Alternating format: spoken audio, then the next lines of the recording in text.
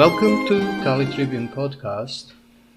In this episode, we'll talk about nationalism, or to be more precise, it's a peculiar understanding of nationalism that is current today in a virtual sphere, let's say in interwebs or internet, and these various attempts at people playing to be indulging in politics, that is to say, putting memes, writing blogs, and so on and so forth, which is, in my opinion, as I'll try to show in the following, more like playing politics than real politics. And finally, and very importantly, I'll try to explain why I think that something like sovereignist, nationalist, populist, whatever term we use, international, is not only impossible, but it is ridiculous. And this is manifest explicitly and precisely in the sphere of internet, where these people who, most of them, I would say very young, who come with those ideas, appropriating supposedly ideas of sovereignty, of national borders, of Viktor Orban as a saint, and so on and so forth, that they can somehow collaborate on principle. I'll repeat, on principle. That there is a principle in this sovereignist / nationalist / populist idea that kind of unites all people. I would say that precisely when you deal with the real thing, when you deal with the real nationalism, there is no such thing. Principal unity between nationalists, I don't think exists, save maybe in the mind of late Giuseppe Mazzini, or in the mind of somebody who saw nationalism as a first step towards global world. And one might even say that Mazzini was of such opinion. Therefore, this idea of unity of nationalists, or nationalists of all countries unite, is something that completely evaporates when it comes in touch with reality. So without further ado, just one remark. There is a kind of stall or pause in Kali Tribune tireless manufacture and production or brainofacture of ideas and content, let's call it, articles and podcasts. That's because we have a very heavy workload in Croatia in the summer. So I really don't have time, and if I would be doing this every week, the podcast would be abysmally bad. So better to do it like this, more seldomly, but I hope with a little more substance. So let us go into meat of the matter. Nationalism is people plus nationality, which can be interchangeable to some extent, and theory of this nationality. But theory of this nationality, particular nationality, Croat nationalist, is a Croat, ethnic Croat, political Croat, who adheres to a specific understanding of the purpose of Croat nation. This is what some would call national ideology. I would call it, well, national theory or national understanding. This is what makes nationalism. You have to have this intellectual aspect, and you have to note one thing. It is very simple. When you live in Balkan cities, or Balkans, or this Eastern to Middle Europe, it becomes obvious when you start thinking about politics. Obvious as RPG being shot through your window is that, for instance, Croatian nationalists, Serbian nationalists cannot unite. Montenegrin nationalists, and so on and so forth. There is no, God forbid, Greek nationalist, and maybe Macedonian nationalist. I would like to see that. Like they would all unite in the battle against quote-unquote global homo. No, they won't. No, they won't. Because these are all particular understandings. In my opinion, why is nationalism relevant? I already spoke about this. Nationalism is relevant solely from the fact that it has real historical roots. It is the theory of society, understanding of particular people and their sovereign people's state, and this is what the nation state is rooted in history. There is a factual basis for this, but this interpretation can be more true or more untrue to history. And as a rule, it is untrue to history, and it can go in downright fantasies, which is further east you go, further fantastic ideologies of nationalism become. And they are, as a rule, integral nationalist idea, that is to say, the idea that all people, if one people is living in different countries to some extent, like minorities, they have to unite at the expense of these domicile people, their hosts, or they are trying, or nationalists, expansionists, integralist nationalists try to develop myths according to which those other host people are not in fact different people for them, but they were turned into different people by machinations of, I don't know, Catholic Church, Muslims, whoever.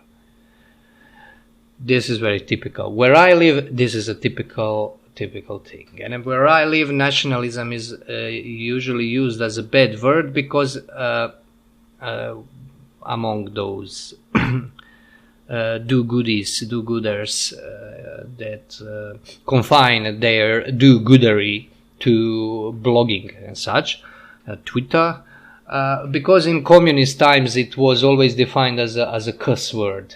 And communists did that with purpose because they were well aware, probably deep inside, that they cannot solve a national question in Yugoslavia, for instance, so they liked to sweep nationalism under the rug.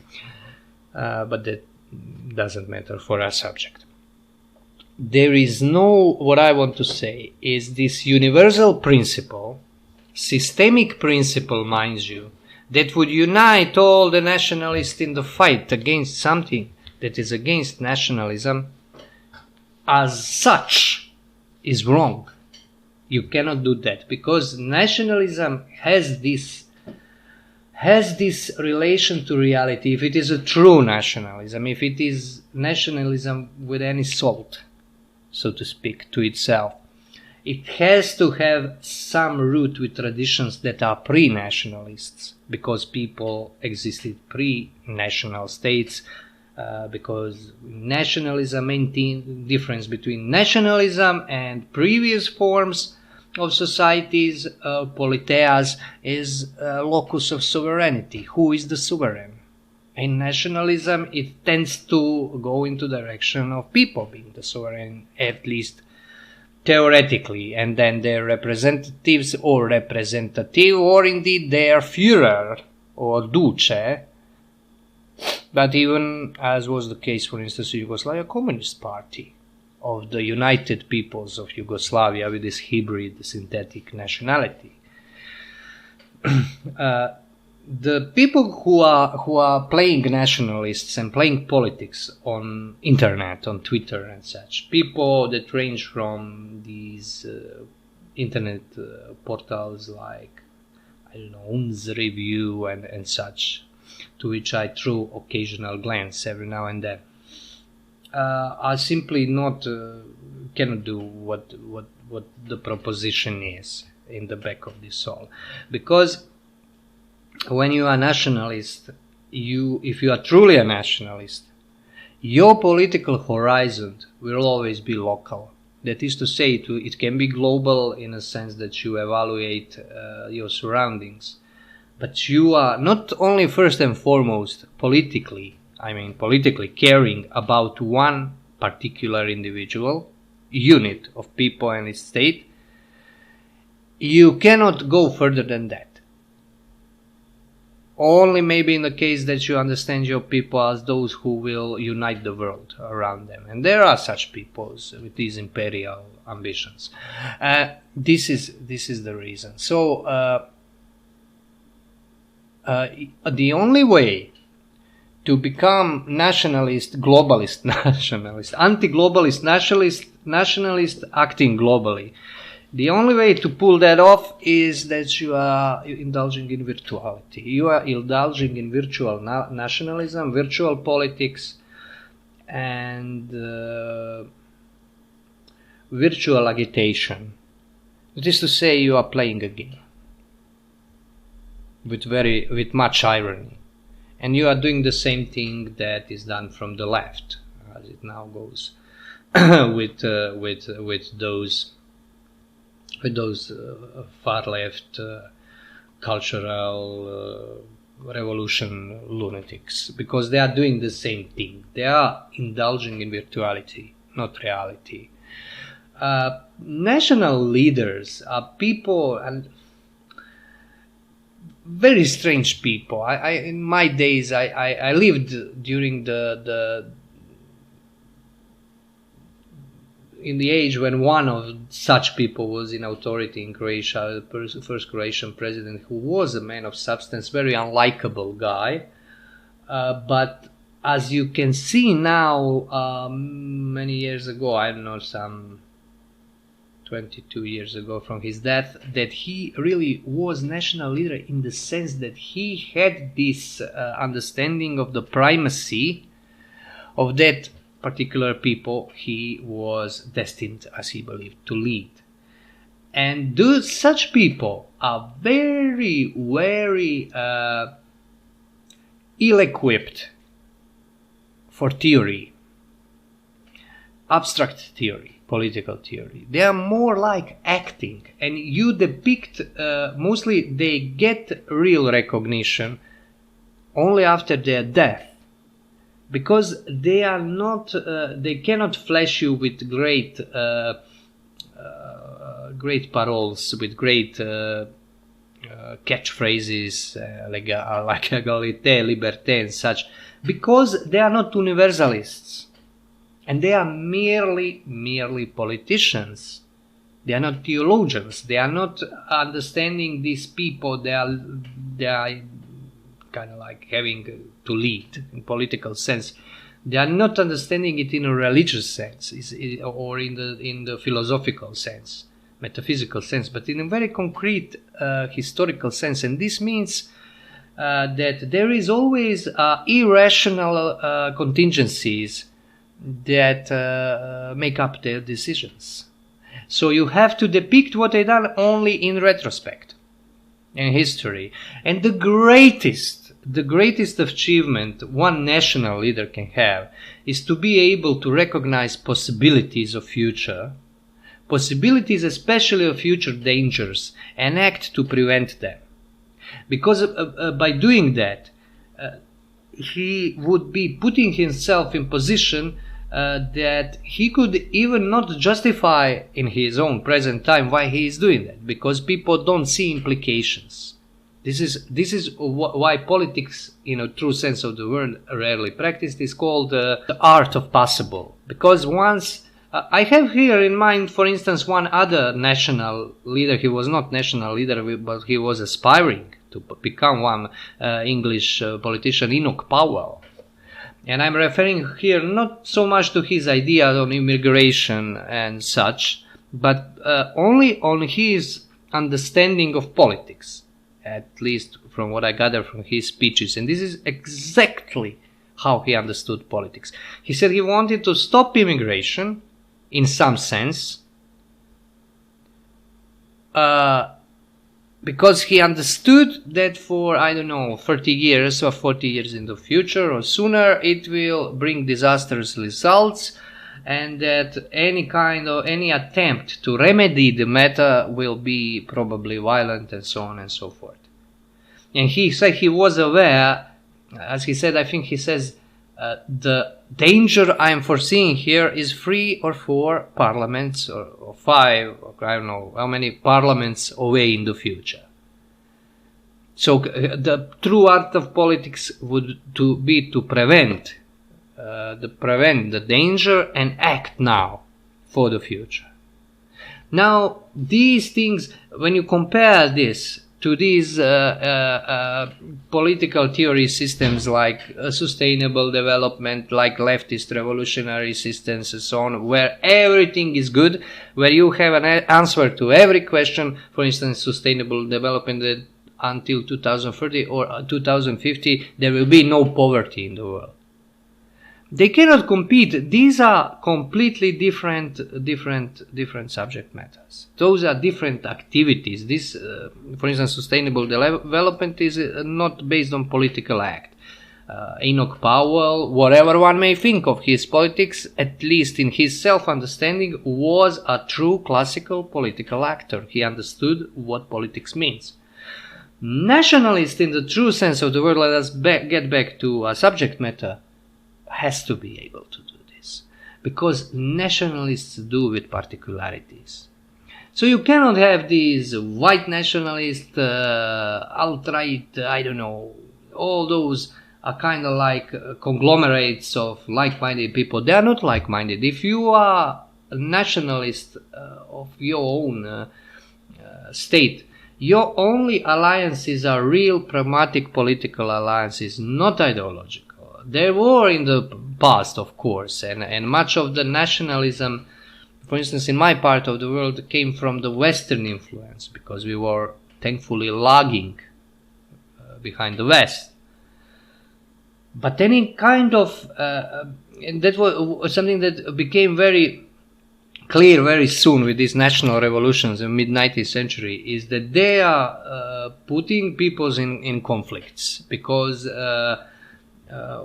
for most parts, those nationalisms, especially if they are integralist, are irreconcilable. And wars, nationalist wars, integralist wars, where there is this identification of nation and peoples, total, are as a rule genocidal, because they implied destruction of enemy ethnos and so on and so forth. So when somebody shrinks when he hears about nationalism, this is not for nothing, but we have to be clear what is what. And now for these purely theoretical internet politics, how would I call it? Politics memeing children of all ages and sexes, mostly men. They are doing nothing. This can be, they can, as I noticed, they can go into these tangents of understanding the world, of trying to explain, I don't know, history, or trying to take somebody for a hero, like there was, what his name, this short, that was for a short-term advisor to Trump, Steve Bannon.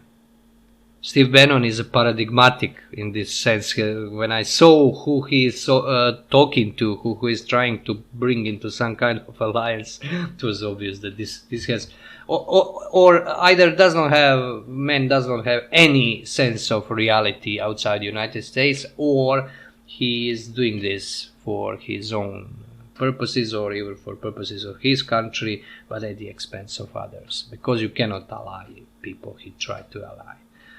Also, I noticed there are people who are these irony fascists that use this absurdist humor to cover themselves from prosecution and harassment, and harassing the leftists and so on, which is fun to an extent, but it is not. But if taken seriously, it's not such fun anymore. When you have, for instance, advocacy of Russia, advocacy of China, advocacy of Italian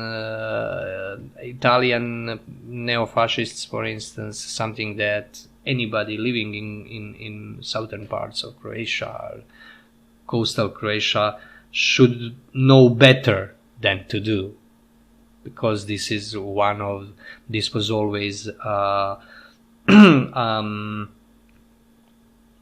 price that Italian nationalists, especially fascists, were trying to win. Croats, Dalmatia. And if you have these political options, what I want to say is that you cannot reconcile them.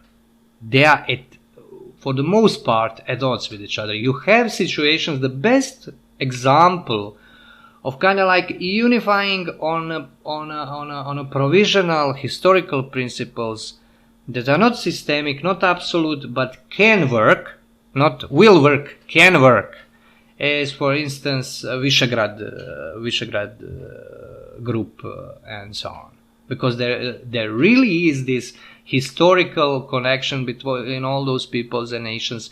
They had conflicts, but not in the sense that they cannot find compromise, But some peoples cannot find compromises because if national ideologies are national projects of nationalists, are at odds with each other, they're claiming the same thing at the same time, same piece of land, same this, same that, no way they can collaborate. And I find it ridiculous that you have people who live mostly in this far western hemisphere, in USA, maybe in England or whatever, this English Commonwealth or something like that, the part of the world that completely lost touch with this reality of nations, with this reality of particulars, who is in fact globalized by its very English language and culture that tries this kind of like makes it all one world.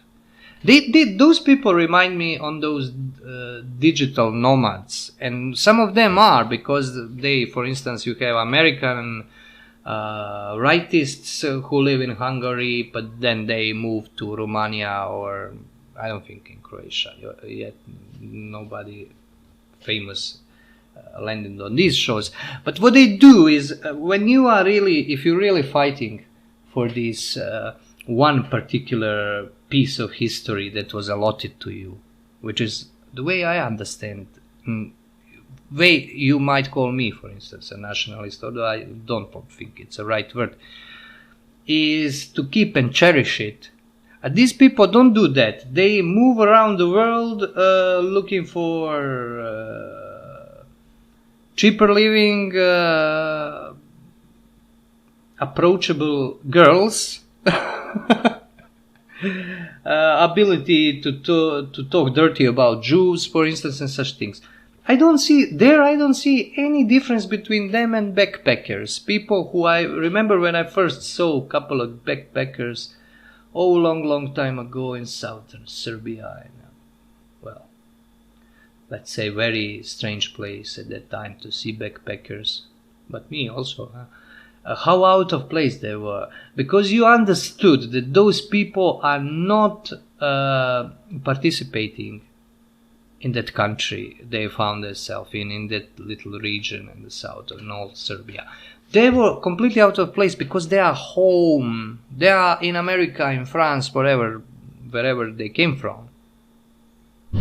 By their mannerisms, by their thinking, by their everything. Because they can afford it. They are living in this postmodern high-tech world that can afford you to live like that. But they don't have any kind of relation to true historical givens. That somebody that is working on sovereignty of his people, for instance, or survival even of his people, must have. They don't have it. Because if they had it, they would not be able to act so freely. They would have to make decisions, for instance, like staying in your country that is so corrupted and where politics is such that every politicians in for instance in provincial parts of the country are chosen precisely because people vote for them, precisely because they expect favors, they expect jobs and so on and so forth, and they will provide to some they won't. To you who don't vote for this reason, nobody will provide anything. And you can be, for instance, medical doctor who can kiss his diploma goodbye for not getting to go into specialization and so on and so forth. So this is very difficult. I won't go into this territory, but what I want to say, it's extremely difficult to live, sometimes to live in this atmosphere, to find a way to survive, because it is very organic, it is very jungle-like, not exactly jungle-like, but it is kind of like a situation where you don't have, for instance, system that will... system of employment, system of welfare, or system of anything that can give you a blueprint what to do, to know outcomes of your actions. You have to do on instinct, you have to be extremely patient, you have to be capable not to go into alcoholic self-destruction or drugs because of the pure desperation and so on. But this is a requirement. Alternatively, there are people who go abroad, but everything they do with thought about their country and getting back to it or helping it or something like that. But those who just go from here to there, based on their their ego preferences, based on their stomach preferences or their sexual preferences or what, they have nothing to do with this. This is, like most things in our day and age, simulacrum of a real thing, a farce that is copying the tragedy that occurred years ago in previous epoch. So to conclude, I consider most of this internet content that has these nationalist overtones and such completely worthless. Moreover, I consider it dangerous, and I think that anybody who has real politics in mind, real political action in mind, should be hostile about it. And not admitted into, for instance, into his political project, if there's such a thing, because this is corrosive postmodern drive, where everything is ironic. You are not serious in anything you do. There is no. Everybody is unreliable narrator. Well, but this will not do in doing political praxis in a real sense of the word. And nationalism has in itself a potentiality, in my opinion, of this real political praxis, simply for the reason that it is one of those political theories of the modernity. It's a fundamental, I would say, political theory of modernity, closely related to liberalism. But it has this connection to history, whereas communism and others have no connection. They are severing connections. They are trying to dissolve the history. So there is a chance to do something through nationalist act. There is a chance. I'm not saying that it is necessarily occur. Anyway, thank you for your attention. I believe this was informative to some extent and interesting. This was Branko Malic of Kalic Review signing out.